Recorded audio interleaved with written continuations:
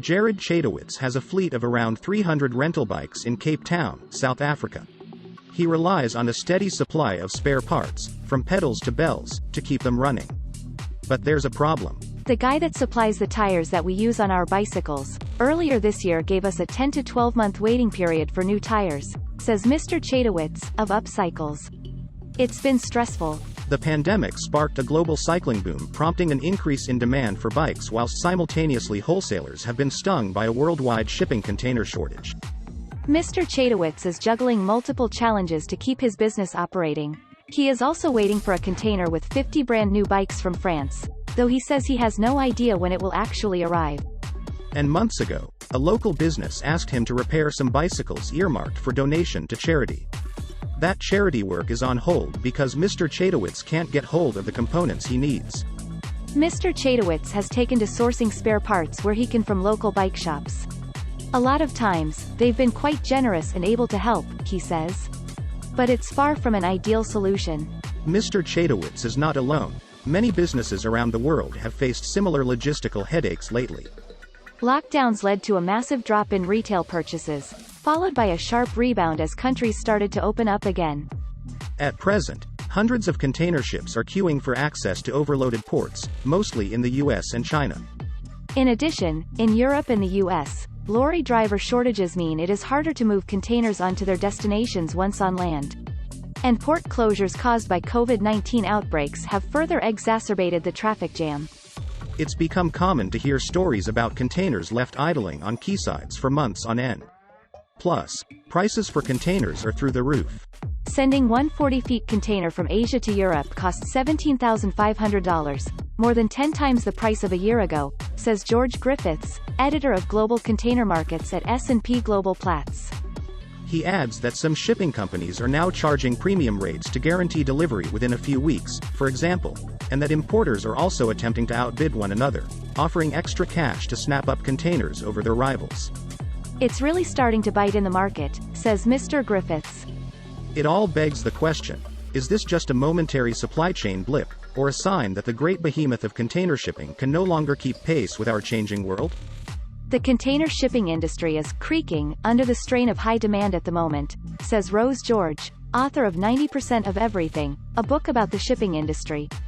It's always been absolutely vital, it's just never been noticed, she adds. It's taken the current crisis to highlight how crucial shipping is to the global economy. Recently, some big businesses have even decided to purchase their own containers and charter ships independently in response to shortages. Among them, the U.S. giants Walmart and Home Depot, and the Swedish furniture brand IKEA. A spokeswoman for IKEA confirms that the company has bought additional containers and chartered vessels in order to address a product shortage. We have also sent goods by train from China to Europe, and we have invested in temporary intermediate warehouses in China, Vietnam, India, Indonesia, and Thailand to support production, she adds. From toys to cars, countless industries rely on shipping containers moving steadily and continuously around the globe. I have a gut feeling that we're going to see empty shelves, says Stavros Karamparidis, head of the Maritime Transport Research Group at the University of Plymouth, referring to the Christmas period. The particularly severe lorry driver shortage in the UK could make this especially pronounced in Britain, he adds. Lorry driver shortages are particularly acute in Britain, in part, due to EU workers leaving the UK following Brexit, as well as during the pandemic, plus tax changes making it more expensive for drivers from elsewhere in Europe to work or be employed in the UK. While shipping firms are expected to make record profits this year, to the tune of many billions of dollars, they continue to be beset by problems. We have deployed more vessels and containers than prior to the pandemic, yet we still see unfortunate delays leading to missed sailings and missed capacity, says Concepcion Bu Arias, a spokeswoman for Maersk, the largest shipping container line in the world. More technology of business. Delays in ports are having knock-on effects on ship schedules, she says. A couple of days hold up at one port can end up adding 2 weeks to a container ship's total journey time.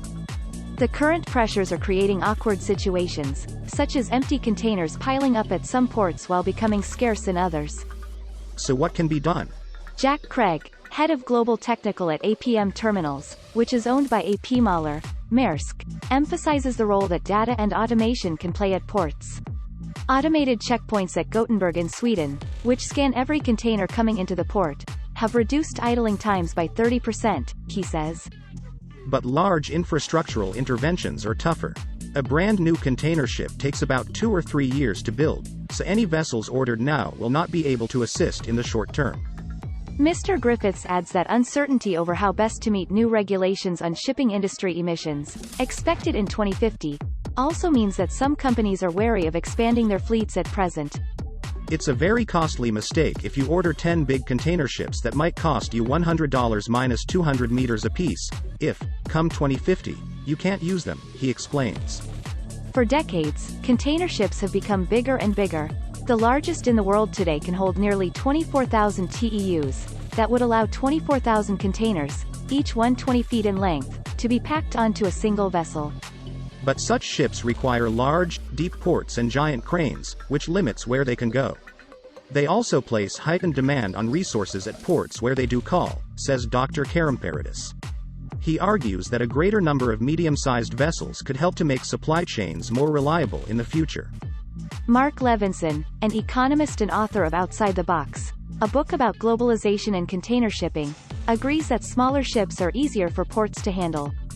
Dr. Levinson adds that businesses may also have to rethink their reliance on global supply chains that bring parts or products from single factories halfway around the world.